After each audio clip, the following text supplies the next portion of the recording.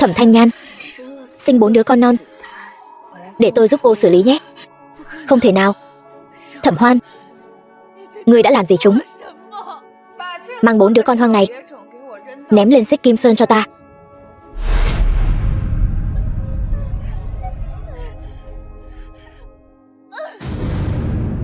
Thẩm Hoan, trả con lại cho tôi. Nếu lũ trẻ có mệnh hệ gì, ta sẽ không tha cho ngươi. 5 năm sau. 5 năm rồi.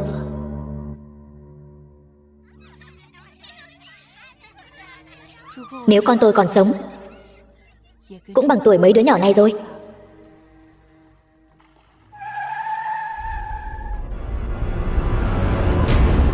Mấy người làm gì thế? Là ai vậy? Cô Thẩm Hoan nói cô vừa ra tù, không nơi nương tựa, thấy cô đáng thương nên đưa cô đến một nơi tốt đẹp. Đem đi. Các đồ nhi, mẹ các con gặp nạn rồi, bây giờ cần các con tự đi cứu. Sư phụ không thể giúp các con được. Nhị đệ, tam muội, tứ đệ, các người xuống núi cần không ít thời gian. Ta đi cứu mẹ trước, rồi quay lại đón các người. Cho các người 3 phút, gọi Mặc Thời Quân ra đây. Nếu không, ta sẽ cho hội sở của các người lập tức phá sản. Đứa con hoang nào đây? Chán sống, dừng tay. Cha, cuối cùng con cũng tìm thấy cha rồi. Cha mau cứu mẹ đi. Con gọi ta là gì? Con là con trai ruột của cha mà. Con tên là Thẩm Đông Đông, mẹ con tên là Thẩm Thanh Nhan. Thẩm Thanh Nhan, cái tên nghe quen tai quá. Đại ca, đứa trẻ này trông rất giống ngài. Không lẽ thật sự là con trai của ngài? Cha, không kịp giải thích nữa rồi. Mẹ gặp nguy hiểm rồi. Cha mau đi cứu mẹ đi.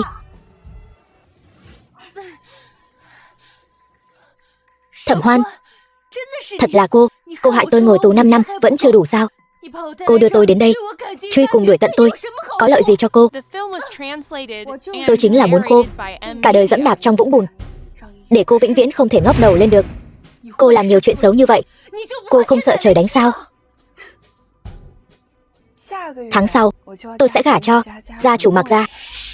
Sau này tôi chính là nhất nhân chi hạ, nữ chủ nhân Mặc gia vạn người kính ngưỡng. Còn cô chỉ có thể cả đời ở đây để đàn ông mua vui.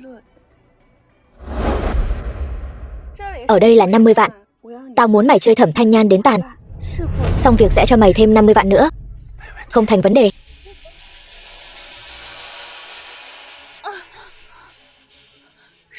Thẩm Hoan chỉ cho mày 100 vạn, không đáng để mày làm vậy đâu. Nếu mày thả tao ra, tao có thể cho mày 200 vạn. Mày mới ra tù, mày lấy đâu ra tiền? Mày tưởng tao ngu sao? Lại đây nào người đẹp. Còn hét nữa sao? Mặc ra. Đưa đi.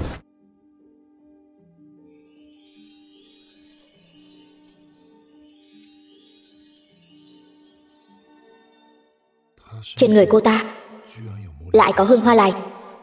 Người đàn ông này trông quen mắt quá. Vừa rồi cảm ơn anh, Thời Quân lại cứu Thẩm Thanh Nhan. Không được, cứ tiếp tục thế này, họ nhất định sẽ nhận ra nhau. Tôi phải nhanh chóng giải quyết Thẩm Thanh Nhan. Cô điều tra tôi kỹ lưỡng thật đấy. Còn biết tôi thích hương hoa lài nữa. Cái gì? Bao năm nay lợi dụng hương hoa lài tiếp cận tôi phụ nữ nhiều vô số kể. Cô thông minh hơn bọn họ, còn biết lợi dụng con cái để tiếp cận tôi. Anh nói gì vậy? Tôi hoàn toàn không hiểu. Với lại tôi căn bản không quen biết anh. Vậy tại sao cô lại bảo con trai cô đến tìm tôi cứu cô? Còn cả tên đàn ông vừa rồi nữa, cũng là cô tìm đến diễn kịch phải không? Anh nói nhảm gì vậy? Con tôi mất cách đây 5 năm rồi.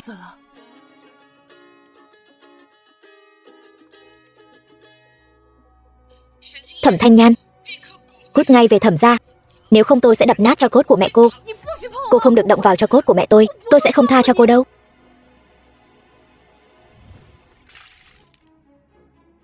Ngồi tù 5 năm ra, còn mặt mũi quay về Thẩm gia. Mày dám đánh tao? Thẩm Thanh Nhan, tao là mẹ mày đấy. Trương Diễm Như, mẹ tôi đã mất từ lâu rồi. Đồ tiểu tam nhà ngươi dựa vào cái gì mà làm mẹ ta? Còn nữa, tôi đến đây để lấy cho cốt của mẹ tôi, không phải để cãi nhau với các người. Thẩm Thanh Nhan, còn là người nữa không? Nghe nói năm đó Thẩm Thanh Nhan mang thai con hoang, sợ mất mặt nên bóp ngạt đứa bé. Người đàn bà ác độc như vậy, sao không bỏ mạng quách đi? Chuyện năm đó Các người căn bản không biết gì cả, dựa vào cái gì mà ở đây nói lung tung. Bắt đứa con gái bất hiếu này, nhốt vào hầm cho ta, đừng ra ngoài hại người. Thẩm Hòa Danh, các người đây là giam giữ người trái phép, bắt nạt mẹ tôi. Trước hết phải hỏi tôi, Thẩm Đông Đông có đồng ý hay không?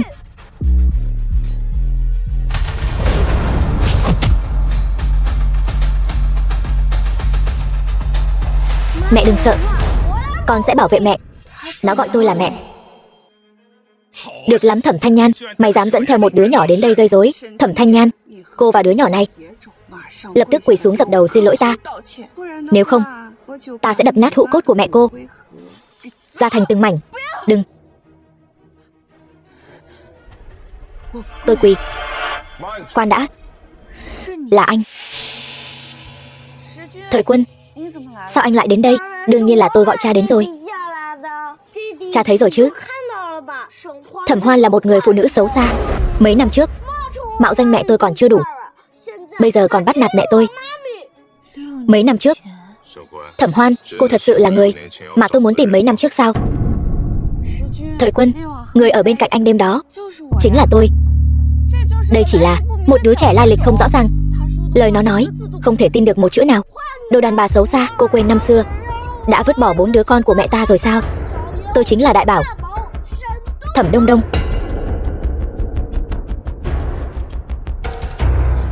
Con thật sự là con của mẹ sao? Đại Bảo của mẹ.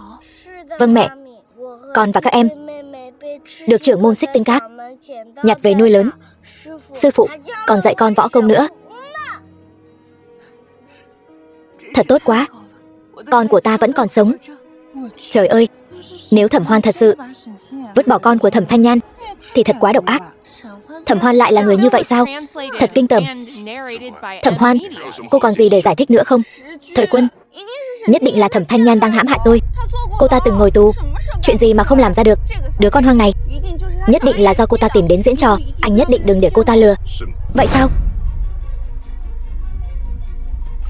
Nhưng nhóm máu của đứa trẻ này giống tôi, đều là nhóm máu giờ hát âm hiếm gặp. Tự mình xem kỹ đi. Còn gì muốn giải thích không? Đồ đàn bà xấu xa không ngờ tới chứ gì. Trước khi tôi và ba đến nhà họ Thẩm, đã đến bệnh viện xét nghiệm máu. Đừng nói nữa, con trai của Thẩm Thanh Nhan trông rất giống Mạc Gia đấy. Nếu đúng là con trai của Mạc Gia thì người gả vào hào môn chính là Thẩm Thanh Nhan rồi. Giấc mộng hào môn của Thẩm Hoan tan vỡ rồi. Nhưng mà cô ta cũng đáng đời. Ai bảo cô ta tâm địa gian xảo, mạo danh Thẩm Thanh Nhan chứ? Thời Quân, báo cáo này có thể là giả. Nhỡ đâu Thẩm Thanh Nhan và con của cô ta dùng báo cáo giả để lừa anh thì sao? Báo cáo này là do tôi tận mắt chứng kiến làm ra. Nhóm máu thật sự giống nhau. Chẳng lẽ Đông Đông thật sự là con trai của người đàn ông này? Mặc ra, con của Thẩm Thanh Nhan tuyệt đối không thể là con của anh. Cô ta chắc chắn đã tìm một đứa bé dễ thương để mạo danh huyết thống nhà họ Mặc. Đúng vậy, cô ta chỉ muốn gả vào nhà họ Mặc, bay lên cành cao biến thành phượng hoàng. Anh đừng để cô ta lừa. Thẩm Thanh Nhan và Thẩm Hoan, ai mới là người phụ nữ năm đó? Kiểm tra một chút là biết ngay. Thời Quân, anh muốn kiểm tra thế nào? Người phụ nữ ở bên tôi năm đó có một vết bớt hình hoa trên lưng. Hai người ai có vết bớt trên lưng, người đó chính là người tôi muốn tìm. Chẳng lẽ đêm đó người đàn ông đó thật sự là anh ta? Thật sự là cô? Anh chính là người đàn ông mấy năm trước. Ba, con đã bảo ba là ba của con mà. Thì ra Thẩm Thanh Nhan mới là bà chủ tương lai của hào môn. Vậy Thẩm Hoan chẳng phải là đồ giả sao? Thẩm Hoan thật quá trơ trẽn. Vì muốn gả cho Mạc Gia mà không từ thủ đoạn. Loại tiện nhân này đáng bị ngàn đao phanh thây. Tôi cũng có vết bớt hình hoa. Cả hai người đều có vết bớt. Vậy ai thật ai giả đây? Còn phải nghĩ sao? Chắc chắn Thẩm Hoan là thật. Không chừng Thẩm Thanh Nhan đã thấy vết bớt của Thẩm Hoan ở đâu đó, rồi là một cái y hệt. Thời Quân, chỉ vì đứa bé dễ thương mới quen vài ngày, nói vài câu bậy bạ mà anh đã nghi ngờ tôi. May mà năm đó để phòng ngừa bất trắc, tôi đã làm một vết bớt giống hệt với vết bớt lúc ân ái. Thẩm Hoan, tôi nhớ trên người cô vốn không có vết bớt nào cả. Vết bớt của cô là cố tình xăm đúng không? Thẩm Thanh Nhan, vậy tôi còn nghi ngờ cô vì muốn mạo danh tôi mới xăm đấy. Cô đừng có đổ tội cho người khác nữa. Một vết bớt không thể chứng minh điều gì. Tôi đã làm xét nghiệm ADN của tôi và ba. Sư phụ của tôi sẽ mang đến ngay. Kết quả xét nghiệm ADN đã có rồi. Giọng người này sao nghe quen tai thế nhỉ? Mặc Gia, xin mời xem.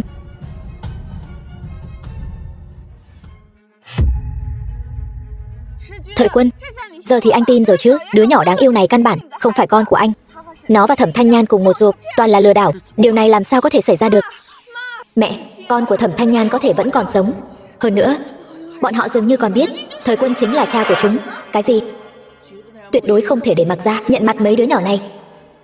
Chúng ta phải nghĩ cách ngăn chặn. Bọn họ nhất định sẽ làm xét nghiệm ADN, lập tức mua chuộc các cơ sở xét nghiệm trên trong thành phố để Mặc Gia và lũ trẻ không truy ra được. Thẩm Thanh Nhan, Thẩm Đông Đông không phải con trai tôi. Rốt cuộc là chuyện gì vậy? Ta cũng đâu có nói Đông Đông nhất định là con của anh. Tờ kết quả xét nghiệm ADN này là giả, nhất định đã bị người ta giở trò. Tôi yêu cầu làm lại một lần nữa, không cần xét nghiệm nữa. Lý Hướng Vân, bạn trai cũ Thẩm Thanh Nhan. Ta biết Thẩm Đông Đông là con của ai. Lý Hướng Vân, Thẩm Đông Đông kỳ thực là con của ta và Nhan Nhan. Ngươi chắc chắn ngươi là cha của Thẩm Đông Đông? Ngươi và Thẩm Thanh Nhan có quan hệ gì? Ta và Nhan Nhan từng là người yêu. Tôi vô cùng chắc chắn Đông Đông là con của ta. Làm giả kết quả xét nghiệm ADN có thể rất khó để Thời Quân tin tưởng. Lỡ như hắn tiếp tục điều tra thì sao? Thẩm Thanh Nhan và Lý Hướng Vân từng yêu nhau. Nếu Mặc Gia nhất quyết truy tra mấy đứa trẻ này thì đưa cho Lý Hướng Vân một khoản tiền để hắn đóng giả làm cha của lũ trẻ. Đúng vậy, Lý Hướng Vân chính là một kẻ hám tiền. Chỉ cần tiền đúng chỗ thì hắn cái gì cũng làm được. May mà ta đã sớm nhắn tin cho Lý Hướng Vân, bảo hắn tới đây. Thanh Nhan, sao cô lại hèn hạ như vậy? Ngay cả cha ruột của con mình là ai cũng không biết, còn muốn đến lừa gạt Thời Quân. Lý Hướng Vân, tôi chưa từng quan hệ với anh. Đông Đông không thể nào là con của anh. Nhan Nhan à, rõ ràng chúng ta đã có một lần, sao cô không thừa nhận? Chẳng lẽ cô muốn để bọn họ tưởng rằng con của cô là con hoang sao? Anh ngậm máu phun người, anh cũng nên soi gương lại đi. Người xấu xí như anh sao có thể sinh ra đứa trẻ đẹp trai như tôi, đáng yêu như tôi, quyến rũ như tôi chứ? Đúng vậy, người đàn ông tối hôm đó rõ ràng cao hơn anh, cũng đẹp trai hơn anh, căn bản không thể là anh. Lần đầu tiên của tôi và Nhan Nhan là ở Xích Kim Sơn. Đêm đó tôi bị chuốc thuốc, bất đắc dĩ cưỡng gian cô ấy. Đứa bé được thụ thai vào đêm đó. Thẩm Đông Đông thật sự không phải con tôi. Vì Thẩm Thanh Nhan đã sinh con cho anh thì anh phải có trách nhiệm với cô ấy đến cùng. Dám để cô ta và con cô ta lừa gạt Thời Quân, anh chán sống rồi sao? Chuyện hôm nay đúng là do tôi không quản lý mẹ con cô ta chặt chẽ. Bây giờ tôi sẽ đưa họ về dạy dỗ lại cho cẩn thận. Nói chuyện tử tế với các người mà các người cứ cãi lại, cố tình ép tôi ra tay phải không? Đi theo tôi. Lý Hướng Vân, tôi cảnh cáo anh động vào tôi thì được, nhưng động vào con tôi liều mạng với anh. Mày dám đánh tao? Tao thấy mày sống chán rồi. Mày đúng là đồ con bất hiếu. Tao thấy mày cũng cần được dạy dỗ lại rồi.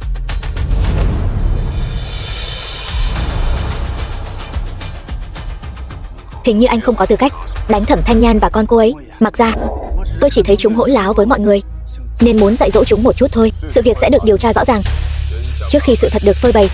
Ai dám động vào Thẩm Thanh Nhan và Thẩm Đông Đông chính là đối đầu với tôi Mặc Thời Quân. Thời Quân,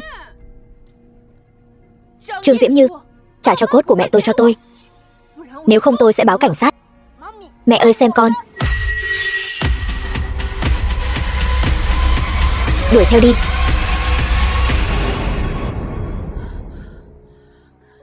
Mẹ đừng sợ, nếu chúng dám đuổi theo con sẽ đánh cho chúng nằm lăn ra đấy. Đông Đông, hôm nay cảm ơn con đúng là bảo bối của mẹ. Đây là điều con nên làm. Bảo vệ mẹ là sứ mệnh vĩnh cửu của con. Đúng rồi, Đông Đông, con có biết em trai em gái của con ở đâu không? Khi nào mẹ mới được gặp các em? Mẹ đừng lo, sẽ sớm được gặp chúng thôi. Con đi gọi điện cho chúng. Nhị đệ, hôm nay nhận tra thất bại rồi. Tôi nghi là do Thẩm Hoan giở trò. Nếu vậy thì hãy tác hợp cho ba và mẹ đến với nhau. Đến lúc đó để ba đá Thẩm Hoan. Vậy tiếp theo chúng ta phải làm gì? Tôi điều tra được 2 ngày nữa, công ty của khu đất đó sẽ tuyển nhà thiết kế. Hãy để mẹ đi ứng tuyển, như vậy sẽ gần 3 hơn một chút. Anh cả, trước tiên hãy mua nhà cho mẹ, rồi hãy đưa mẹ đi ứng tuyển. mua một căn biệt thự lớn. Sau này để mẹ rước ba về nhà, cùng sống với chúng ta. Anh hiểu rồi. Mẹ con mua cho mẹ một căn nhà và tìm cho mẹ một công việc. Con đưa mẹ đi xem nhà trước nhé. Đại Bảo, con lấy đâu ra tiền vậy? Mẹ, con trai mẹ là đại gia đấy. Mẹ muốn gì con cũng có thể mua được. Một căn nhà còn con chẳng đáng gì cả. Vậy con giỏi thật đấy. Mẹ, Thời Quân hình như bắt đầu nghi ngờ con rồi. Hôm nay anh ấy cố tình lạnh nhạt với con tìm anh ấy đều không để ý đến con. Tập đoàn Mạc Thị không phải đang tuyển nhà thiết kế sao? Hoan Hoan, con đi ứng tuyển đi, sau này lại tìm cơ hội tiếp cận Mạc gia. Vợ thật là giỏi.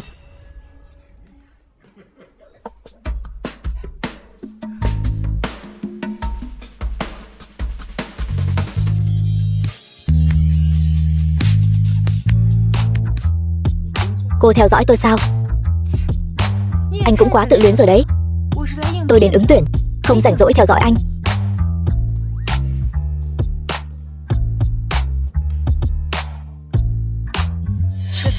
Cậu đi điều tra một chút, người phụ nữ đó ứng tuyển vị trí gì? Lão đại, việc này còn cần điều tra sao? Hôm nay chỉ có bộ phận thiết kế đang tuyển người. Cô ta là nhà thiết kế.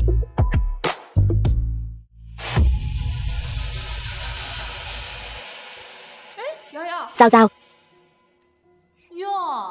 loại rác rưởi này cũng dám đến ứng tuyển vào Mạc Thị, cũng không xem lại mình có xứng hay không.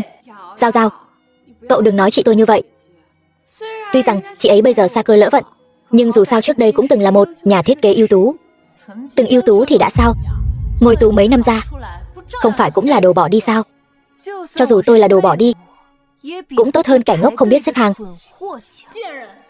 Cô dám mắng tôi?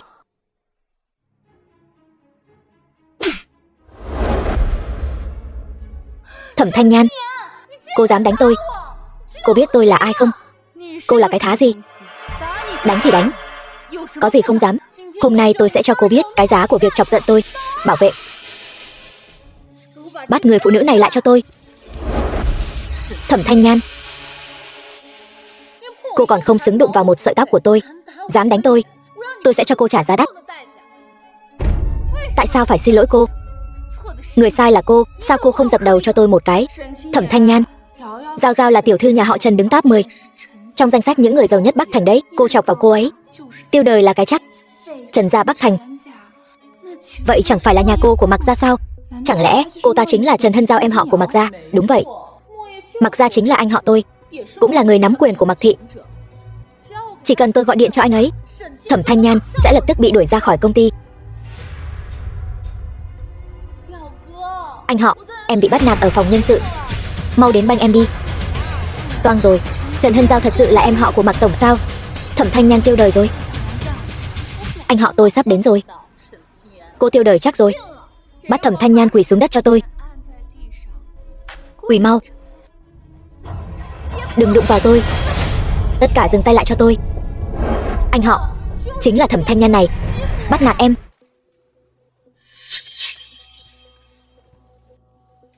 Cô nói Thẩm Thanh Nhan bắt nạt cô. Bắt nạt kiểu gì? Thời Quân, Thẩm Thanh Nhan không chỉ chen hàng mà còn đánh mắng Giao Giao. Giao Giao là tiểu thư cành vàng lá ngọc, sao có thể tùy tiện đánh mắng được? Đúng vậy anh họ, từ nhỏ đến lớn ba mẹ chưa từng động tay với tôi. Thẩm Thanh Nhan dựa vào đâu mà đánh tôi? Vậy sao? Nếu các người đều nói là lỗi của Thẩm Thanh Nhan thì đưa ra bằng chứng đi. Chúng tôi nói đều là sự thật, họ đều nhìn thấy, đều có thể làm chứng. Đúng vậy, chính là Thẩm Thanh Nhan đánh Trần tiểu thư trước, còn muốn Trần tiểu thư quỳ lại cô ta. Chúng ta có thủ oán gì sao? Tại sao cô lại giúp họ vu oan giá họa cho tôi? Tôi nói đều là sự thật, nhưng khi tôi đến lại thấy các người đang ép Thẩm Thanh Nhan quỳ xuống. Thẩm Hoan tiểu thư chỉ là muốn giúp Trần tiểu thư xả giận nên mới muốn trừng phạt Thẩm Thanh Nhan. Những người này thật là vô phương cứu chữa. Thẩm Thanh Nhan có bắt nạt Trần Hân Giao hay không? Không phải các người nói là được. Lâm Quy, kiểm tra camera giám sát. Vâng lão đại.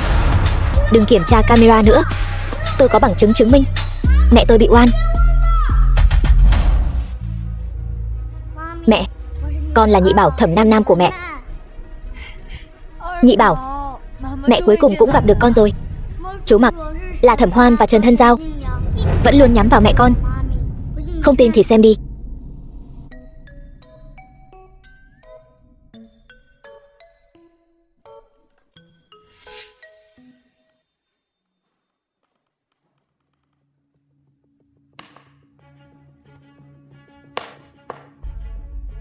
Thời Quân, video này chắc chắn là giả. Nhìn là trò đùa dai rồi. Thẩm Nam Nam, cậu lấy video này ở đâu ra? Nhị đệ của tôi là hacker siêu đẳng nhất. Kiếm được một đoạn video còn dễ hơn các người ăn cơm. Còn hacker nữa, các người tưởng mình đang quay phim truyền hình à? Có bản lĩnh thì chứng minh cho mọi người xem. Tôi có thể xâm nhập vào điện thoại của tất cả mọi người. Một thằng nhóc mạo danh hacker siêu đẳng nhất thế giới cũng thôi đi, còn gái to như vậy, thật buồn cười. Chuyện xâm nhập điện thoại này, e rằng dù hacker thực sự đến đây cũng không dám nói. Mày chỉ là một đứa trẻ con, sao dám mạnh miệng như vậy? Nếu tôi làm được, những kẻ vừa rồi nhắm vào mẹ tôi tất cả đều phải quỳ xuống dập đầu 3 cái. Dám cá với bổn thiếu gia không?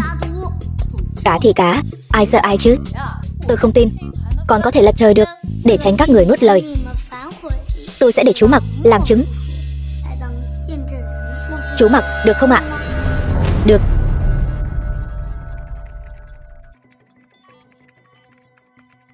Thẩm Thanh Nhan, mau cút xéo với con mày đi, đừng để đến lúc mất hết mặt mũi. Tôi tin tưởng con trai tôi, nó đã tự tin như vậy thì nhất định làm được, không cần cô lo. Trời ơi, điện thoại thực sự bị xâm nhập rồi.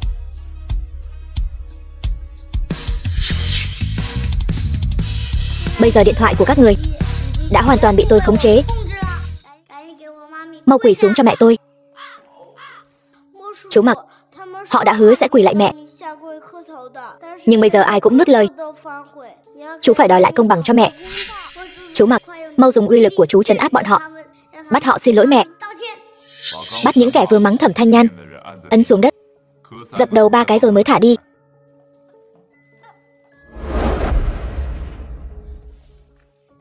Các người còn không xin lỗi Thẩm Thanh Nhan.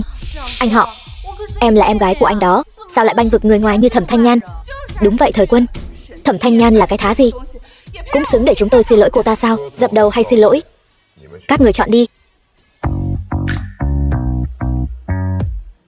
Xin lỗi. Xin lỗi. Tôi xin lỗi. Tôi không chấp nhận. Thôi được rồi, chuyện này đến đây là chấm dứt. Ngoài ra, Thẩm Thanh Nhan không cần phỏng vấn, ngày mai đến làm việc luôn. Chú Mặc ngầu quá. Mẹ, nể mặt chú Mặc đã giúp mẹ. Mẹ thưởng cho chú ấy một cái ôm đi. Ý kiến của anh, đỉnh nóc.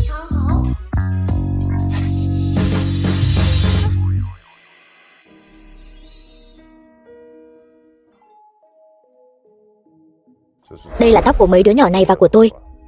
Hãy làm xét nghiệm ADN. Hiểu rồi. Đúng là ông trời có mắt, cho bảo bối của tôi trở về bên tôi. Thẩm Thanh Nhan, cô không biết Mặc Gia là vị hôn phu của Hoan Hoan sao? Vậy mà dám câu dẫn anh ấy. Khi nào tôi câu dẫn? Còn nữa, ở đây không hoan nghênh khách, các người đi đi. Thẩm Thanh Nhan, tôi và ba cô quyết định cho cô gả cho Lý Hướng Vân, ngày mai đi mua nhẫn cưới, sớm tổ chức hôn lễ, sau này tránh xa Mặc Gia ra. Các người dựa vào đâu mà quyết định thay tôi? Còn Lý Hướng Vân chính là một tên cặn bã, tôi không thể nào gả cho hắn ta. Cô không gả,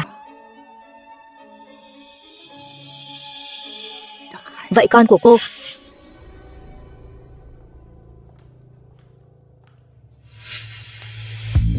Thẩm gia thật độc ác, vậy mà muốn mẹ gả cho Lý Hướng Vân, tên xấu xí đó. Đừng lo, anh có kế hoạch rồi.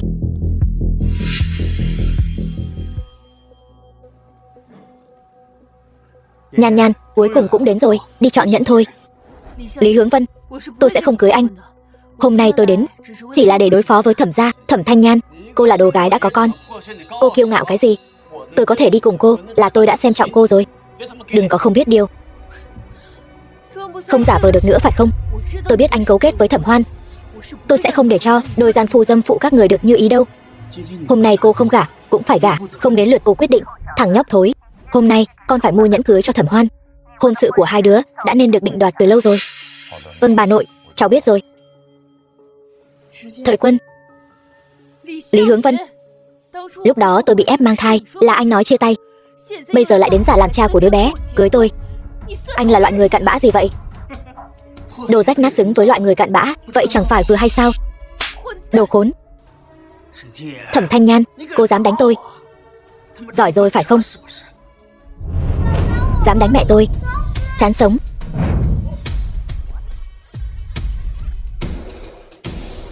Đại Bảo, Nhị Bảo, sao hai đứa lại đến đây? Đương nhiên là đến bảo vệ mẹ rồi. Thật ra là đến vun đắp cho ba và mẹ.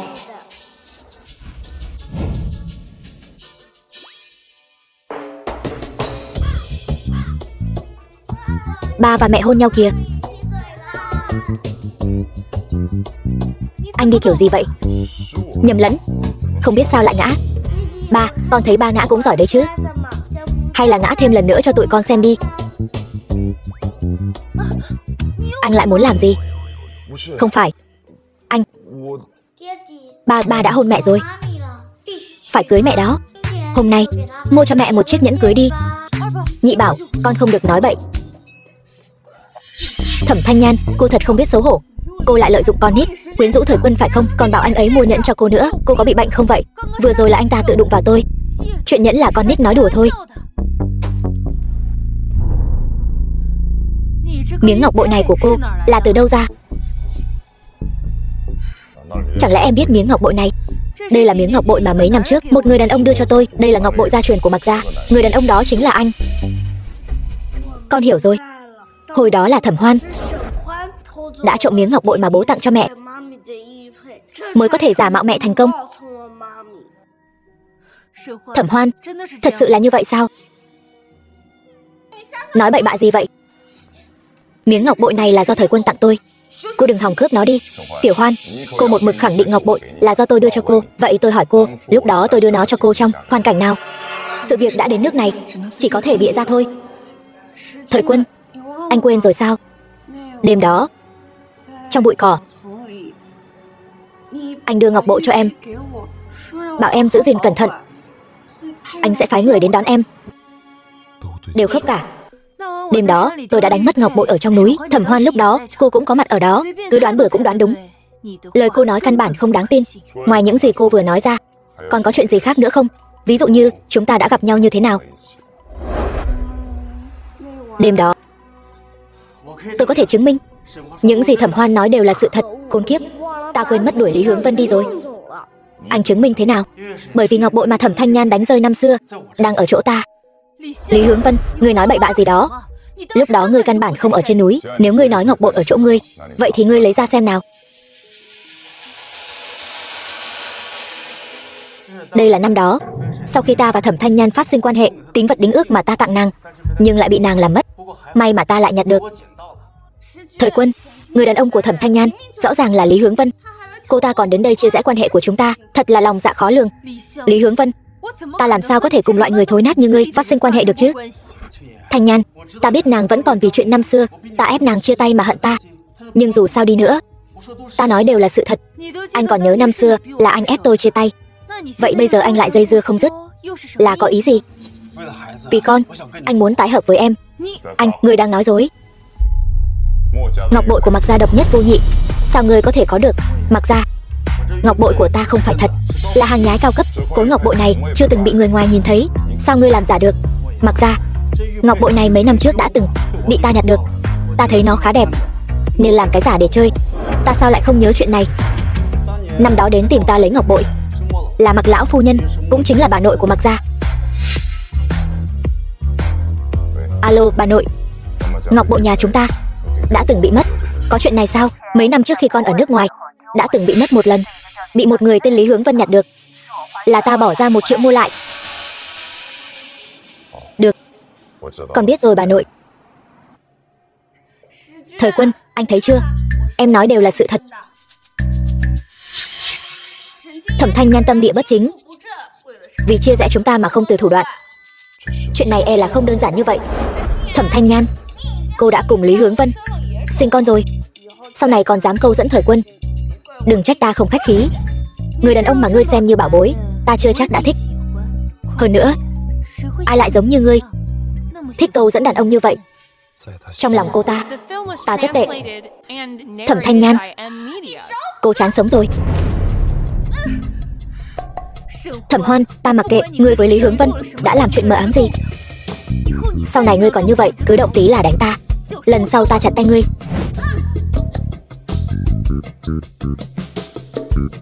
Bảo bối, chúng ta đi.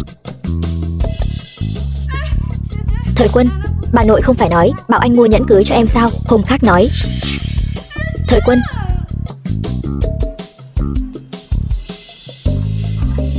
Mạc tiên sinh, anh làm gì thế này? Thẩm Thanh Nhan, sao em lại nói người đàn ông mà Thẩm Hoan xem như bảo bối em không thèm? Anh lấy tư cách gì mà chất vấn tôi? Mẹ ơi, ba tưởng mẹ chán ghét ba nên tức giận đấy. Xem ra tình cảm của cha và mẹ còn phải dựa vào ta để thúc đẩy.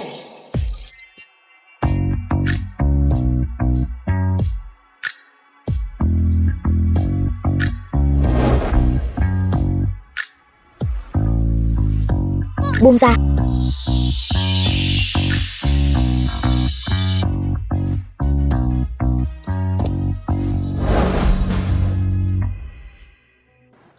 Thẩm Hoan, xem ra em không có được mặc ra rồi. Chi bằng thử xem. Hạ thủ từ gia đình hắn. Ý anh là gì? Vài ngày nữa có một đại gia sẽ mở một buổi đấu giá. Đến lúc đó cô hãy mua bức tranh trị giá mấy chục tỷ kia tặng cho Mạc lão phu nhân. Ý của anh là muốn tôi lấy lòng lão phu nhân để bà ấy ép Thời Quân cưới tôi.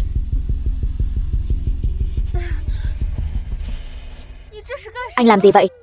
Vừa rồi cơ thể anh hình như không khống chế được, giở trò lưu manh còn không thừa nhận. Vô sỉ.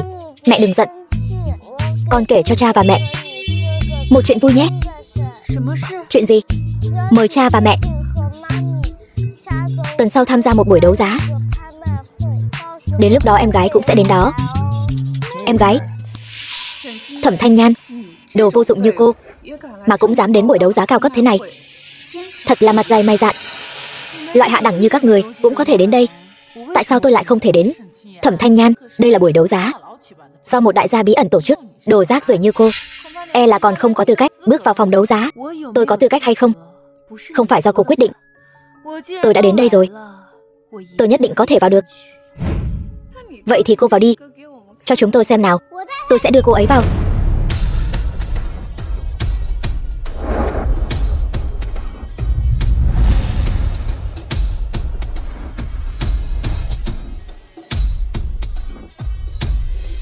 Đứa bé dễ thương quá, nhãi danh không được dạy dỗ. Cháu biết đây là nơi nào không? Dám quậy phá, cút ra ngoài. To gan, cô dám mắng hội trưởng buổi đấu giá, chán sống rồi sao? Một đứa nhóc giống như Thẩm Thanh Nhan sao có thể là hội trưởng được? Đến xách giày cho tôi cũng không xứng. Cô đến cả con nít cũng mắng. Đừng quá đáng. Tôi còn có thứ quá đáng hơn cả mắng chửi nữa.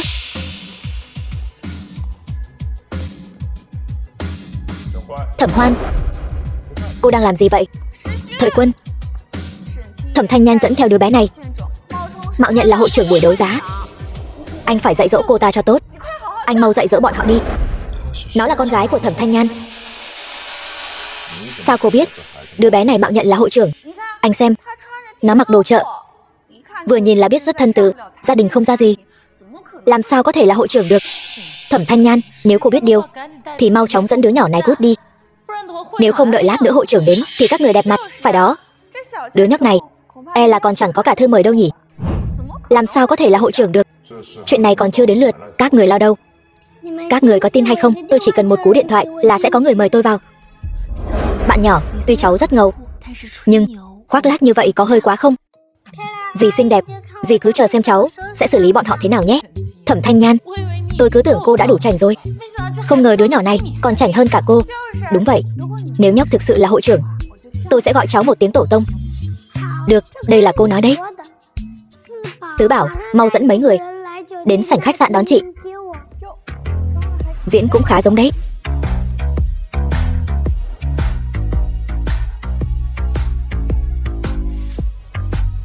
Cung nghênh Tây Tây tiểu thư. Gọi tiểu thư gì chứ, thật là quá khiêm tốn. Gọi hội trưởng, mời hội trưởng vào chỗ ngồi. Thấy chưa, đây chính là thực lực của bổn tiểu thư. mau gọi ta là tổ tông. Một đứa nhóc lại đi tìm một đứa nhóc khác để chứng minh nó là hội trưởng. Thật nực cười.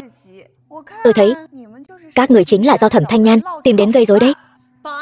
Bảo vệ đâu, mau tống cổ Thẩm Thanh Nhan và hai đứa có mẹ sinh mà không có bố dạy này ra ngoài cho tôi. Các người dựa vào cái gì mà đuổi chúng tôi? Đủ rồi. Thẩm Thanh Nhan và hai đứa nhỏ còn chưa đến lượt các người dạy dỗ. Ba ơi, chuyện gì vậy? Con là người tầm thường lắm sao? Dắt tay mẹ và Tam Bảo mà không dắt tay con. Các người còn dám mắng người nữa. Có tin tôi chỉ cần một câu là có thể khiến các người cút khỏi khách sạn không? Ba tôi chính là chủ tịch của khách sạn này. Chỉ cần tôi gọi điện cho ba tôi thì các người đều tiêu đời. Tôi biết ba cô là Trần Vũ Sinh. Ông ta đến đây cũng phải quỳ lại tôi cung kính. Mày dám ăn nói ngông cuồng? Ba, có người giả mạo hội trưởng đến khách sạn gây rối. Thẩm Thanh Nhan, ba tôi sắp đến rồi. Cô và hai đứa này cứ đợi mà bị xử đẹp đi. Tôi xem ai dám ở địa bàn của tôi gây rối. Ba, chính là một người phụ nữ, đệ tử Xích Tinh Các Trần Vũ Sinh, dẫn theo hai đứa nhỏ đến phá đám, gan cũng to thật. Bảo vệ, bắt hết đám người lai lịch không rõ này lại cho tôi. Ai dám động vào họ chính là đối đầu với Mạc Gia. Đồ đệ Vũ Sinh, tôi thấy chú không phân biệt được lớn nhỏ rồi. Đứa nhỏ này thật giống Thẩm Đông Đông và Thẩm Nam Nam. Chẳng lẽ cũng là con ruột của Thẩm Thanh Nhan? Nhóc con nhà ngươi, ngươi giả vờ cái gì? Dựa vào ngươi, sao có thể là sư phụ của cha ta được? Cầm miệng, đồ ngu. Ngươi thật sự là sư phụ của ta. Năm ngoái học y tại Xích Tinh Các, chính là người thu nhận ta làm đồ đệ. Con, sư phụ, là ta có mắt như mù, là ta không nhận ra ngài. Ta sai rồi, xin ngài thứ lỗi, biết sai thì sửa. Miễn cưỡng coi ngươi là đứa trẻ ngoan. Đồ đệ, còn không mau mời sư phụ và hội trưởng vào. Được, sư phụ, hội trưởng, mời vào. Dì xinh đẹp, vào cùng chúng con đi. Các bảo bối, các con giỏi quá. Các con là con nhà ai vậy? Dì xinh đẹp, đợi sau khi buổi đấu giá kết thúc, thân phận của con và bác Bắc tự nhiên sẽ được tiết lộ. Đúng đó, dì xinh đẹp, chúng ta vào phòng đấu giá trước đi. Đi thôi. Quả nhiên thật sự là hội trưởng. Làm ta tức quá đi mà. Cha ta chưa bao giờ đánh ta. Hội trưởng thì đã sao? Ta không tin một đứa trẻ có thể làm nên trò trống gì. Đợi buổi đấu giá bắt đầu rồi sẽ xử lý Thẩm Thanh Nhan.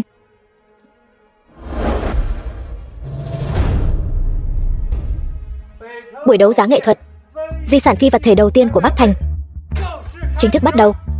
Bên cạnh tôi có 3 bức tranh, lần lượt là số 1, số 2, số 3. Trong đó chỉ có 2 bức là thật. Mời mọi người theo thứ tự đấu giá bức tranh mà mình muốn. Bắt đầu đấu giá. Thẩm Thanh Nhan, cô muốn mua số mấy? Tôi quên mất. Số nào cô cũng không mua nổi đâu. Sao cô ta có tiền mua bức tranh nổi tiếng như vậy chứ? Cô ta còn không có cơ hội chạm vào mấy bức tranh đó. Nếu những bức tranh này quý giá như vậy thì các người đừng mua nữa. Không xứng. Ta đây là người có tài sản nghìn tỷ, thiếu phu nhân tương lai của nhà họ Mặc. Bức tranh này ta nhất định phải có được. Thời Quân, anh thấy 2 bức tranh này, bức nào là thật? Tôi không nhìn ra. Đã xưng là có tài sản nghìn tỷ rồi, còn quan tâm thật giả làm gì? Chi bằng mua hết đi. Tam Bảo, tôi điều tra được Thẩm Hoan rất muốn đấu giá bức tranh hôm nay. Tôi đã nói với Tứ Bảo rồi. Các cậu nghĩ cách để Thẩm Hoan mua phải bức tranh giả. Tam Bảo nhận được. Nhị Bảo, xem tôi lát nữa sẽ xử lý Thẩm Hoan thế nào. Gợi ý cho mọi người một chút. Màu sắc của bức tranh thật đậm hơn. Đậm hơn một chút. Vậy chẳng phải là số 1 sao? Tôi chọn số 1, 5 triệu. Mụ đàn bà xấu xa quả nhiên mắc câu. Dì này thật có mắt nhìn. Xem ra số 1 là thật. 10 triệu, 20 triệu, 50 triệu. Quả nhiên là đại tiểu thư nhà họ Trần, ra tay hào phóng thật. Xem ra bức họa này không ai xứng đáng hơn cô ấy. 100 triệu. Mặc ra cũng ra tay rồi. Trời ơi, lần này chắc không ai dám tranh với hắn ta. Tôi muốn mua bức họa này, tặng cho dì xinh đẹp bên cạnh tôi. Tôi trả giá 1 tỷ. Nhóc con nhà ai đây, dám tranh đồ với Mặc ra mà còn trả giá cao như vậy? Người dám hét giá bừa bãi. Người có 1 tỷ không? Thẩm Thanh Nhan mở miệng ra là 1 tỷ. Các người có lấy ra được không? Đến lúc thanh toán tự nhiên sẽ có người mang tiền đến cho tôi. Bảo bối, chúng ta có phóng đại quá không? Dì yên tâm, thực lực của con tuyệt đối áp đảo người đàn bà xấu xa kia. Muốn áp đảo tôi? Mơ đi. 2 tỷ, 3 tỷ, 3 tỷ lần 1. Trong tay ta chỉ có 5 tỷ. Cộng thêm nữa sẽ phải động đến ngân quỹ của Thẩm thị tập đoàn. 3 tỷ lần 2.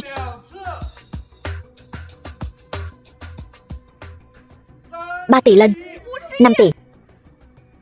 Để gà vào mặc ra, ta nhất định phải có được bức họa này. 5 tỷ lần 1, 5 tỷ lần 2, 5 tỷ lần 3. Chốt. Chúc mừng dì xấu xa có được bức họa số 1. Mụ đàn bà xấu xa, ta sẽ cho cô nếm mùi đau khổ. Thẩm Thanh Nhan, hãy nhìn cho kỹ. Đây mới là thực lực, chứ không phải như cô dắt con đi ra ngoài khoác lác. Thời Quân, em muốn tặng bức tranh này cho bà nội. Tùy cô, tiếp tục bán các bức tranh còn lại. Dì mua bức số 2 đi. Hét giá 2 tỷ.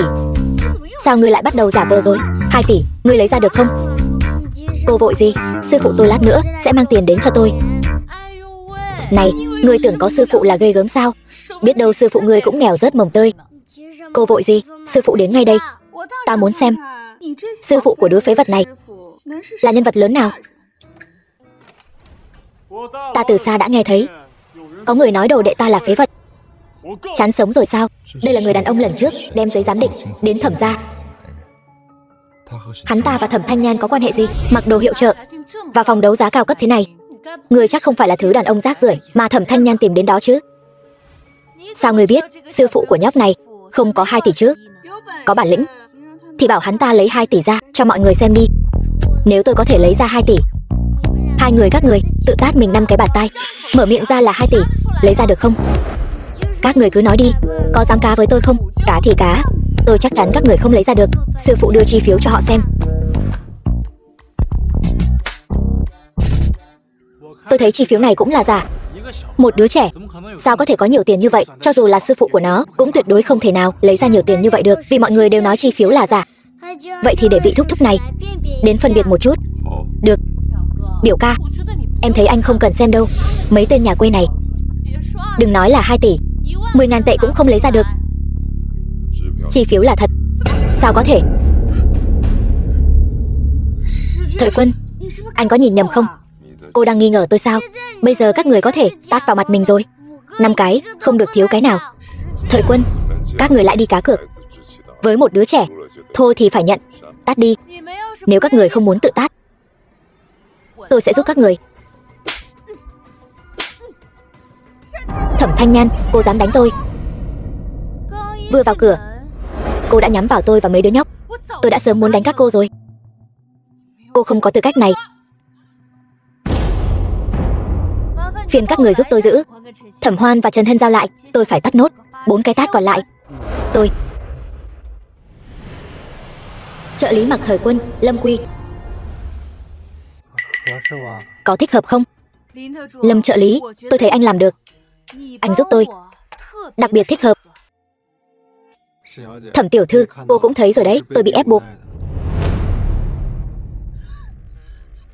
Thả tôi ra. Tôi là thiếu phu nhân tương lai của Mặc gia. Anh dám giúp Thẩm Thanh Nhan làm nhục tôi? Cô bớt nói lại, im lặng đi. Thẩm Thanh Nhan, đồ độc phụ. Cô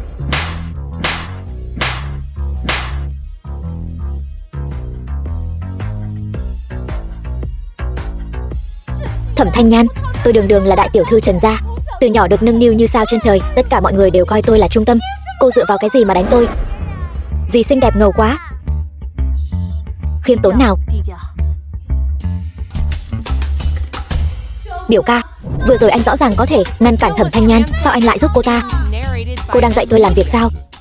Đây chính là kết cục của việc không khiêm tốn. Dì xinh đẹp, đây là quà cháu và em trai tặng dì. Cảm ơn bảo bối, dì rất thích. Hai đứa trẻ này thật lợi hại. Bức tranh 2 tỷ nói tặng là tặng. Thật ghen tị với Thẩm Thanh Nhan. Thẩm Thanh Nhan số thật tốt, không giống Thẩm Hoan này, chỉ bị đánh thôi.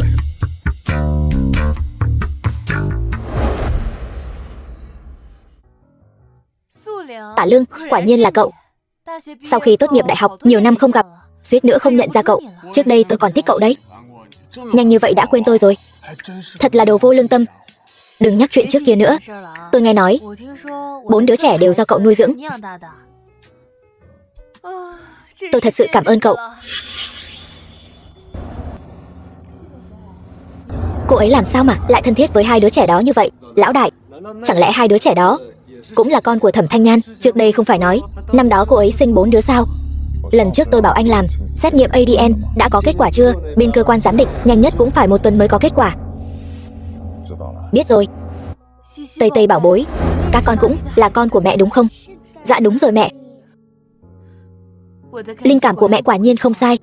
Từ khi các con bảo vệ mẹ đã biết các con cũng là con của mẹ. Tạ Lương, tôi có thể hỏi một chút, năm đó anh ở đâu mà nhặt được chúng vậy? Năm đó, Thẩm Hoan bỏ chúng trên núi. Khi tôi lên núi tuần tra, vô tình phát hiện, liền mang chúng về nuôi. Tôi cũng là sau này mới biết, những đứa trẻ này lại là con của cô.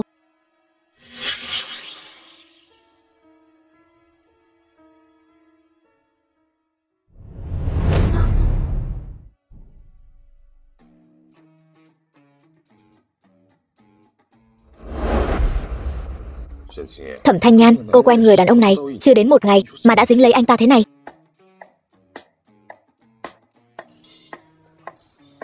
Tả Lương, sao lại là anh? Anh ngạc nhiên làm gì? 2 người quen nhau sao? Tôi và Thời Quân là anh em cùng lớn lên từ nhỏ. Bất kể quan hệ của chúng tôi là gì, anh cũng phải tránh xa Thẩm Thanh Nhan ra. Con của Thanh Nhan là do tôi nuôi lớn. Vậy anh có quan hệ gì với cô ấy? Làm gì cho cô ấy rồi? Lại có tư cách gì mà nói như vậy? Cho dù bọn trẻ là do anh nuôi lớn, nhưng từ nhỏ đến lớn, bên cạnh anh chưa bao giờ thiếu phụ nữ. Thẩm Thanh Nhan không hợp với anh, bên cạnh anh chẳng phải cũng luôn có Thẩm Hoan sao? 2 ba đừng cãi nhau nữa. Mẹ, 3 người sống thật tốt mới là điều quan trọng nhất. Trẻ con nói năng bừa bãi. Thẩm Thanh Nhan, hôm nay cô làm tôi mất mặt trước nhiều người như vậy. Tôi sẽ không tha cho cô đâu. Lý Hướng Vân, tôi muốn anh giúp tôi giải quyết Thẩm Thanh Nhan. Điều kiện tùy anh đặt ra. Sảng khoái. Tối nay cô nghĩ cách đưa Thẩm Thanh Nhan đến karaoke. Chuyện sau đó cứ giao cho tôi. Đông Đông và Nam Nam đâu?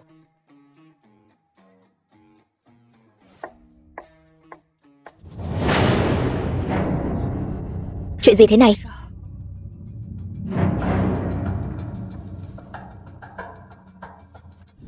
Thẩm Hoan, cô nói với Lý Hướng Vân, nếu hắn dám động đến con tôi sẽ lấy mạng hắn.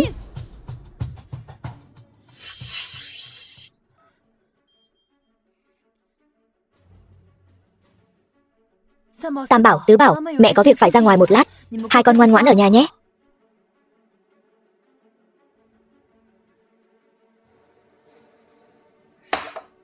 Lý ca, không phải nói giới thiệu cho anh em một tuyệt thế mỹ nữa sao? Chẳng thấy người đâu cả. Phải đó. Lý Hướng Vân, anh đưa con tôi đi đâu rồi? Thẩm Thanh Nhan muốn biết tung tích của con cô. Cứ uống cạn ly rượu này đi, nếu không thì...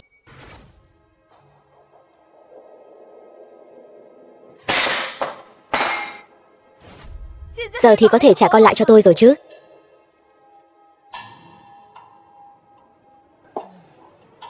Đừng có ngã đấy. Lý Hướng Vân, người dám hạ dược ta.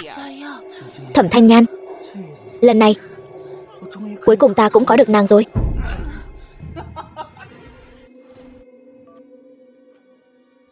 Alo, ba ơi, xảy ra chuyện lớn rồi. Mẹ mất tích rồi. Nhị bảo cũng không tìm được mẹ ở đâu cả. Triệu tập toàn bộ vệ sĩ nhà họ Mặc tìm kiếm Thẩm Thanh Nhan khắp thành phố.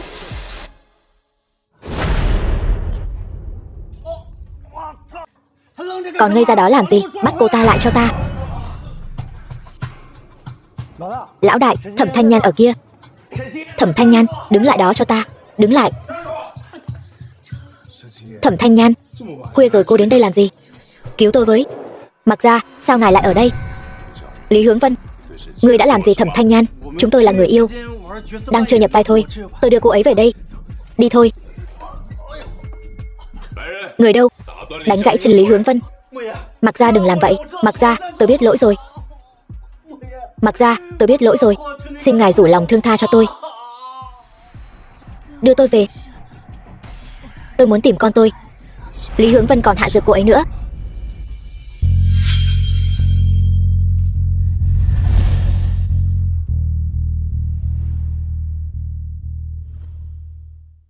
Người anh lạnh quá. Thật dễ chịu. Thẩm Thanh Nhan, an phận chút đi.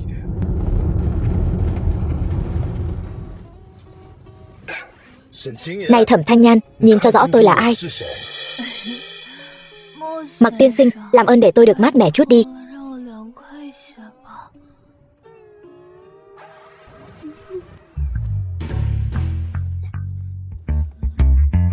Lâm Quy, cậu lái xe kiểu gì vậy? Tháng sau trừ nửa lương cho tôi. Lão đại, đã trừ lương rồi thì tôi muốn lái kiểu gì thì lái chứ.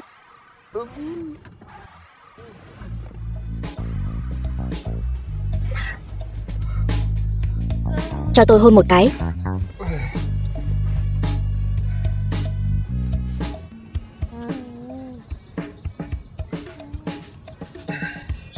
Thẩm Thanh Nhan, cô còn như vậy nữa, tôi ném cô xuống xe đấy. Lão đại, Thẩm tiểu thư lúc thần trí không tỉnh táo, có phải thú vị hơn lúc bình thường không? Còn nói nữa thì cậu cũng xuống xe đi.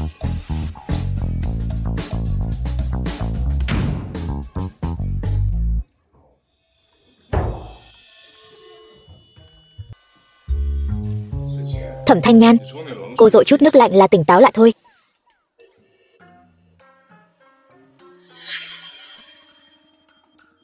Mất nước rồi.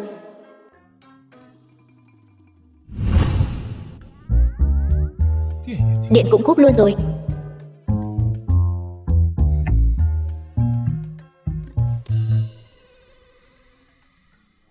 Xong rồi. Tôi đã cắt nước, cắt điện rồi. Để ba và mẹ có không gian riêng tư đi.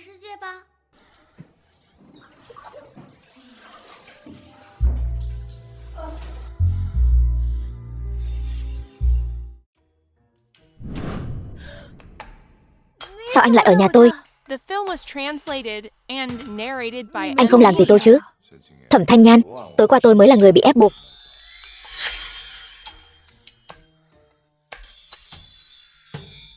Anh ta nói hình như là thật.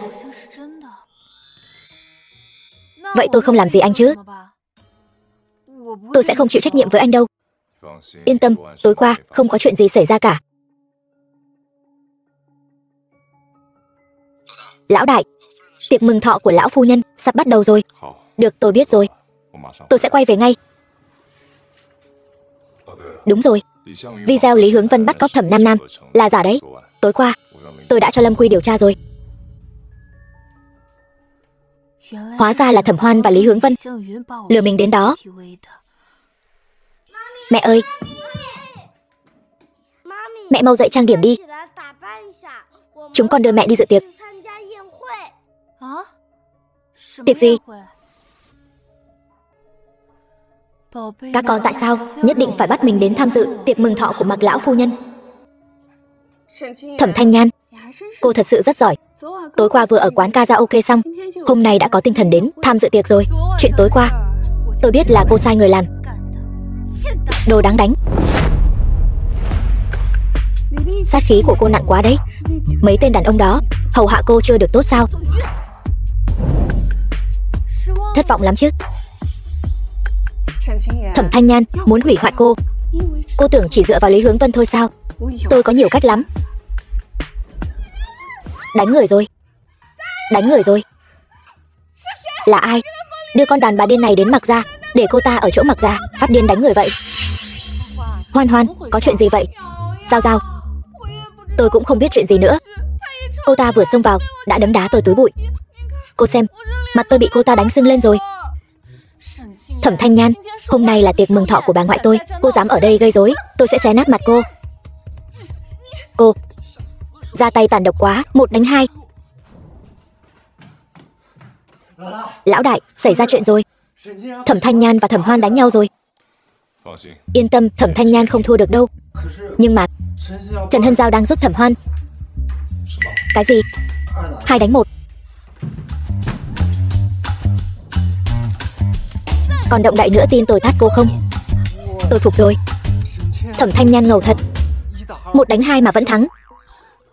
Anh họ, Thẩm Thanh Nhan bắt nạt em và Hoan Hoan, suýt nữa đánh chúng em đến mức hủy dung rồi. Thời Quân, Thẩm Thanh Nhan không có thiệp mời đến tham dự tiệc của bà nội thì thôi đi. Cô ta còn lên cơn đánh người. Anh xem, có khi phải tự tìm nguyên nhân từ bản thân mình đấy. Các cô không chọc cô ấy đánh các cô làm gì? Cô cũng ghê gớm thật đấy. Sao lại đánh người ta ra nông nỗi này? Có lẽ nói ra anh ấy cũng sẽ không tin. Dù sao, anh ấy mới là vị hôn phu của Thẩm Hoan. Thôi được rồi, sau này anh đừng quản chuyện của Thẩm Hoan và chuyện của Trần Hân Giao nữa.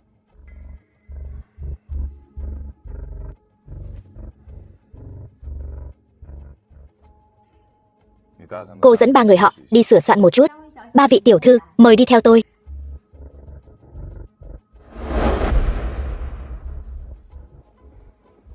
Cậu đi điều tra xem nguyên nhân 3 người họ đánh nhau. Vâng.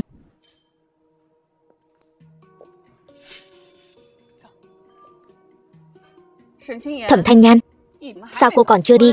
Tôi đến tham dự yến tiệc. Tại sao lại bỏ đi đến tham dự yến tiệc của bà Mặc? Đều là những người giàu có sang trọng. Loại người không ra gì như cô, sao lại dám đứng ở đây? Giàu sang phú quý, nhân vật thượng lưu, hình như cô cũng không đáp ứng được 2 điểm này. Toàn thân toát ra vẻ chưa từng thấy việc đời. Thẩm Thanh Nhan, cô. Mặc lão phu nhân đến rồi.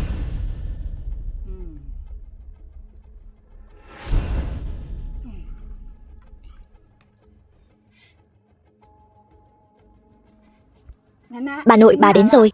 Đây là món quà cháu đặc biệt chuẩn bị cho bà, mua hết 5 tỷ. Mong bà thích.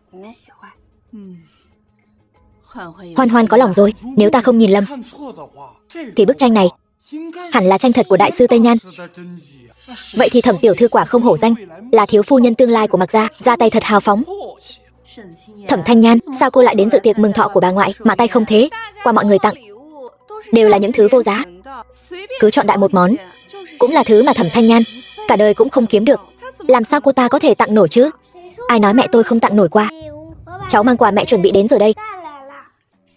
Cảm ơn bảo bối. Đây chẳng phải là bức tranh mà lần trước cô tặng cho Thẩm Thanh Nhan sao? Đây chỉ là đồ giả thôi. Cái này trong tay tôi mới là tranh thật của đại sư Tây Nhan. Mau cất cái đồ giả trong tay cô đi, đừng lôi ra làm trò cười cho thiên hạ nữa. Sao cô biết của tôi là giả? Nhỡ đâu của cô mới là giả thì sao? Cái của cô là hàng nhái cao cấp đấy, còn dám lôi ra tặng người ta, đúng là buồn cười. Sao có thể? Bức tranh này của tôi tốn những 5 tỷ mới mua được.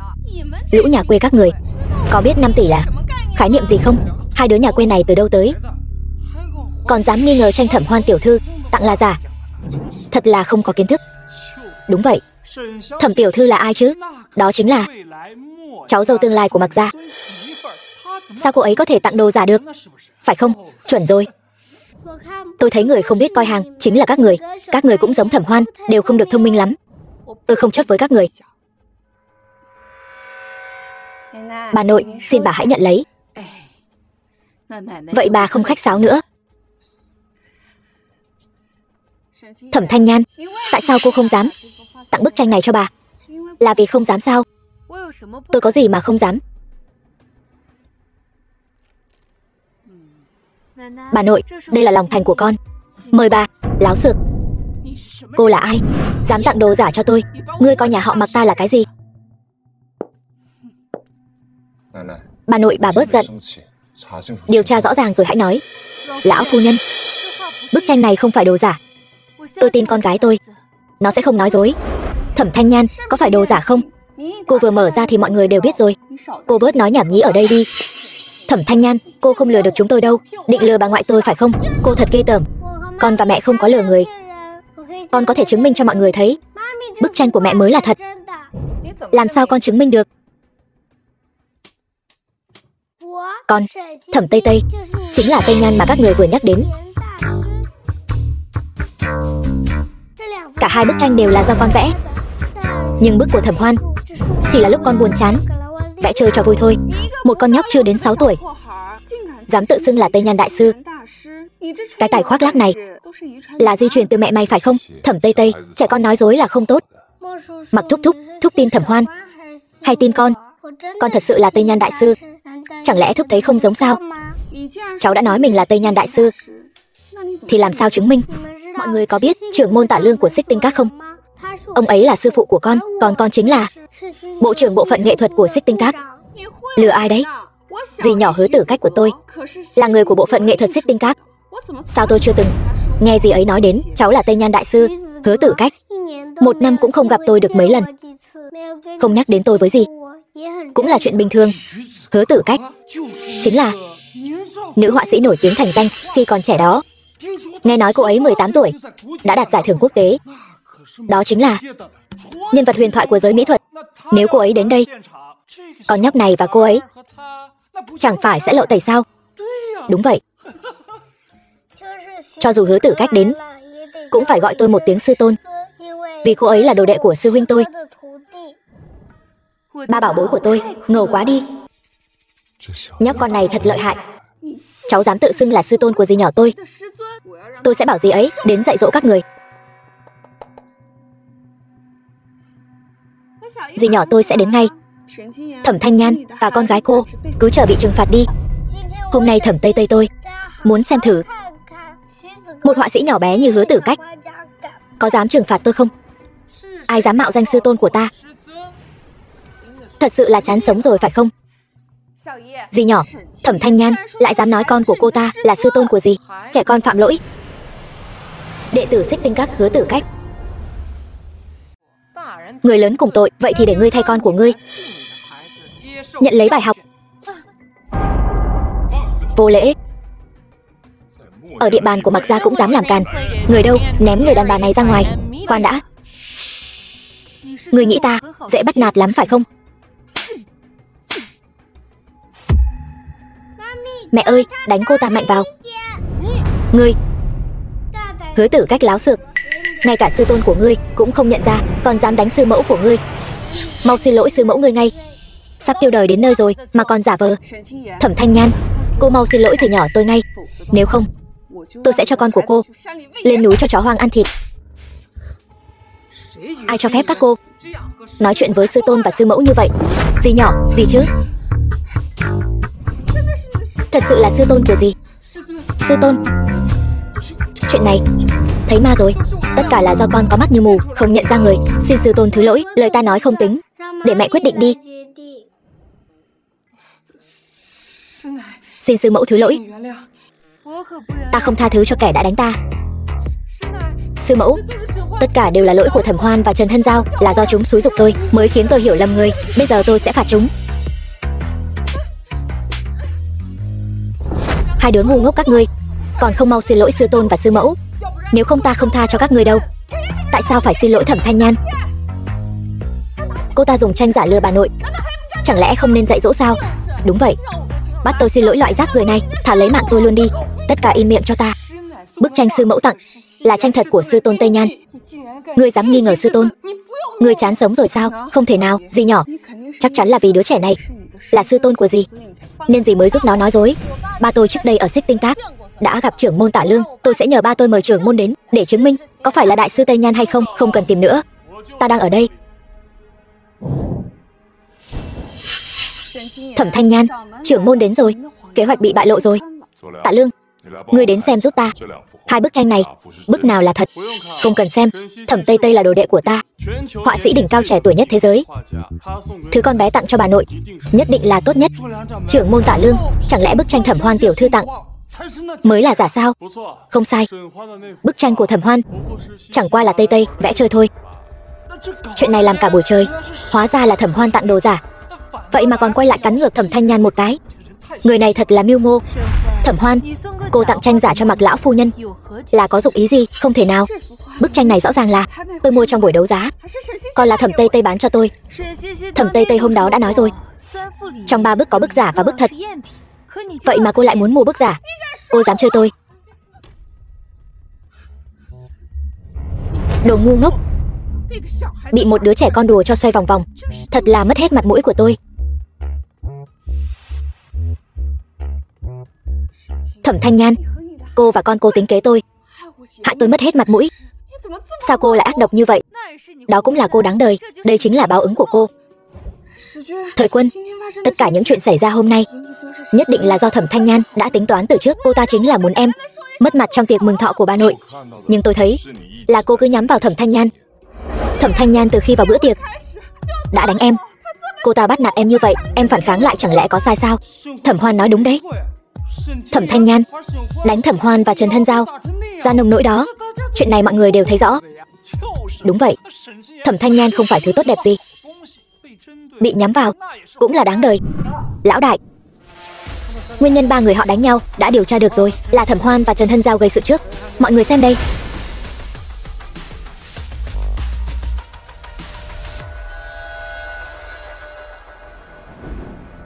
Thẩm Hoan, đây chính là cái cô nói Thẩm Thanh Nhan bắt nạt cô sao? Không ngờ thật sự là Thẩm Hoan và Trần Hân Giao gây sự trước, còn đảo ngược trắng đen. Thật ghê tởm, thật đê tiện, dùng thủ đoạn hèn hạ như vậy. Đúng, là chúng tôi gây sự trước. Sao nào? Tôi chính là thấy khó chịu với Thẩm Thanh Nhan. Tôi không chỉ muốn bắt nạt cô ta, tôi còn muốn đánh cô ta nữa.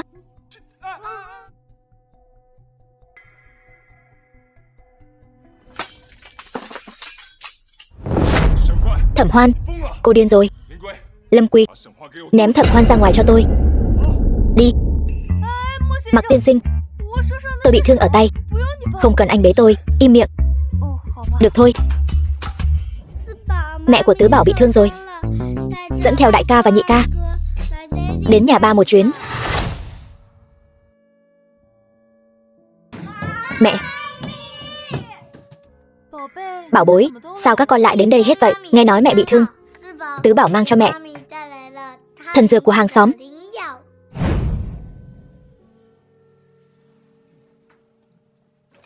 Ba, mẹ bị thương rồi, không thể tự bôi thuốc được. Ba có thể giúp mẹ một chút không? Giờ con đã nói vậy rồi. Thẩm tiểu thư, phối hợp một chút. Thẩm Bắc Bắc, con làm quá lên rồi đó. Mẹ vẫn còn một tay mà. Ba, mẹ bị chảy máu rồi, tối nay không về nhà được. Có thể ở lại nhà ba thêm một đêm nữa không? Nhưng mẹ ơi, tối nào cũng phải tắm. Tối nay tay mẹ bị thương, không tắm được nữa rồi. Vậy thì chỉ có thể làm phiền ba tắm cho mẹ thôi. Các con còn nói hưu nói vượn nữa. Cẩn thận mẹ đánh các con đó. Không tin. Mẹ, giờ mẹ yếu ớt không thể tự lo được, cần ba chăm sóc mẹ. Đừng đánh con, để anh tắm cho em.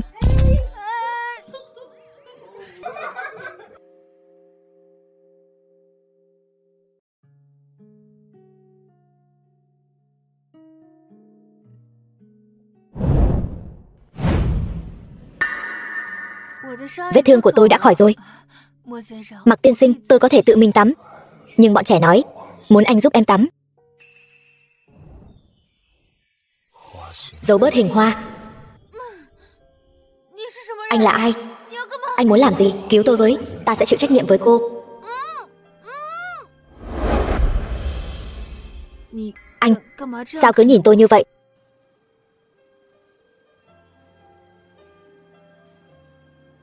Em thật sự là cô ấy sao? Cái gì?